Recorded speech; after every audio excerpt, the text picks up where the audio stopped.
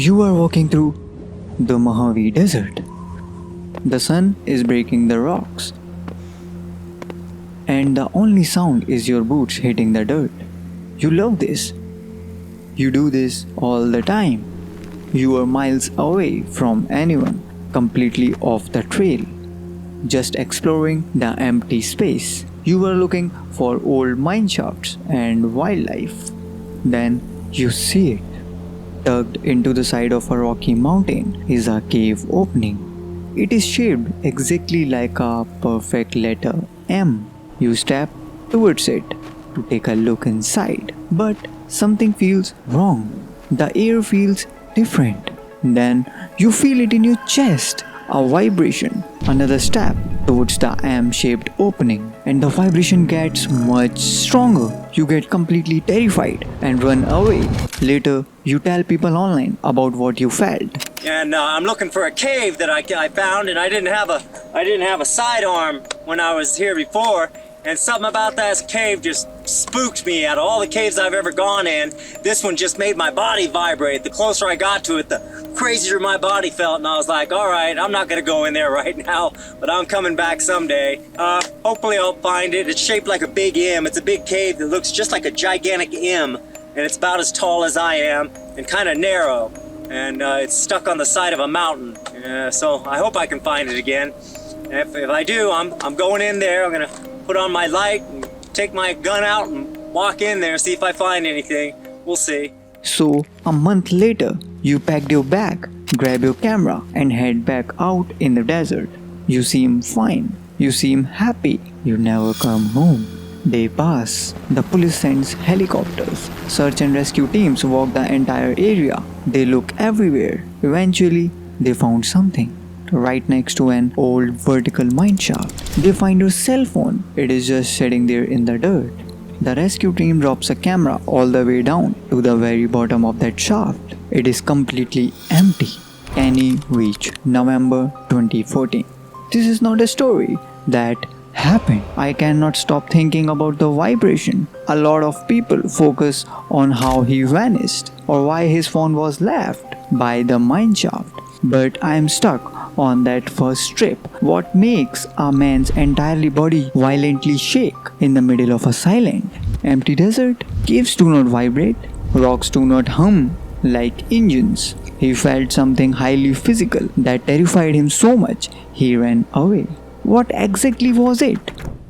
I opened 3 tabs. My first question. I am only interested in his first trip. What could cause a severe localized physical vibration that makes a human body shake by just standing near a desert entrance?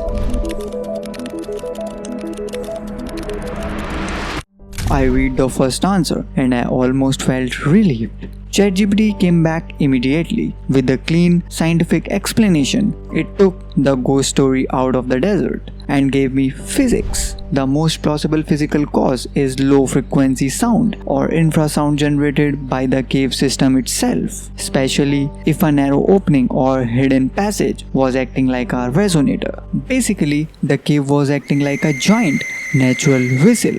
The desert wind was blowing straight into that M shape, creating a massive, deep rumble. A sound so deep you cannot actually hear it with your ears, but it is so powerful it violently shakes your bones. Kenny was not crazy, he was just standing in the wrong spot. But then I read the other 2 tabs. Gemini made it worse. It said those specific sound waves vibrate your internal organs from the inside out before your brain even knows what's happening. Think about being totally alone in a dead silent desert. Suddenly, your own internal organs start to vibrate. Your chest shakes from the inside out. Your body is reacting to an invisible force before your brain even knows what is happening. Claude answered the one thing I did not even realize I was asking. Why did the shaking get worse with every single step Kenny took? because he was walking directly into thick, invisible walls of heavy pressure. He was not just feeling a normal vibration. The sound waves were stacking up on top of each other. He was walking directly into thick, invisible wall of heavy pressure. Take a step back and you feel nothing. Take a step forward and your eyeballs literally shake in your head. It made sense until I noticed one word they kept bringing up: a void. A void?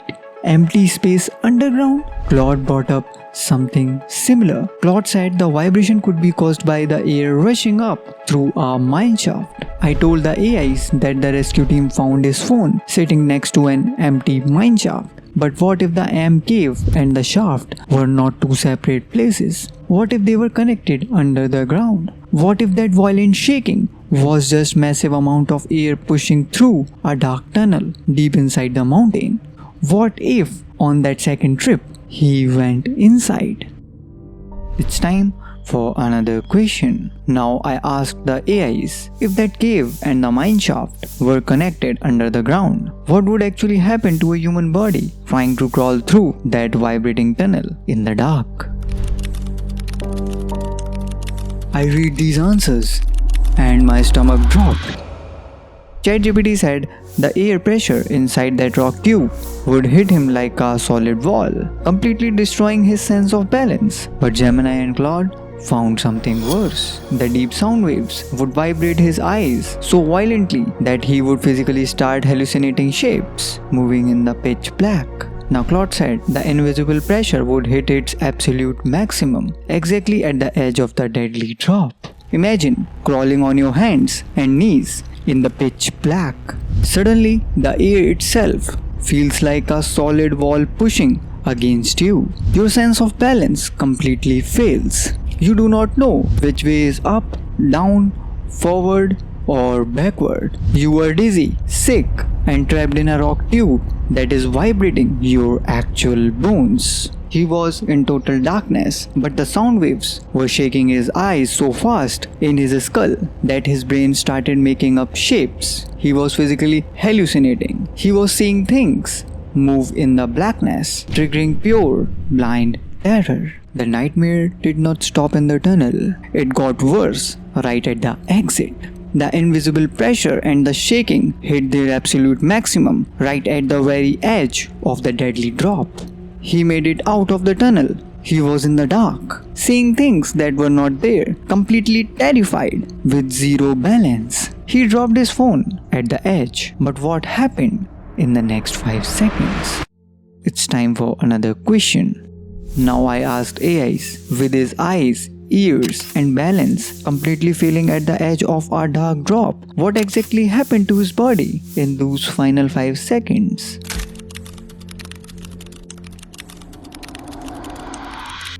GPT said he probably just panicked, froze, and stumbled backward, away from the edge. Gemini said the deep humming confused his brain into thinking he was falling. His body tried to catch its balance, but accidentally threw him forward instead. But Claude explained the phone. He didn't drop it. His brain forced his hand to open to get ready to fight a monster that didn't exist. He didn't slip. His fear center was screaming that he was surrounded by predators. He jumped into the dark just to get away from his own vibrating eyes.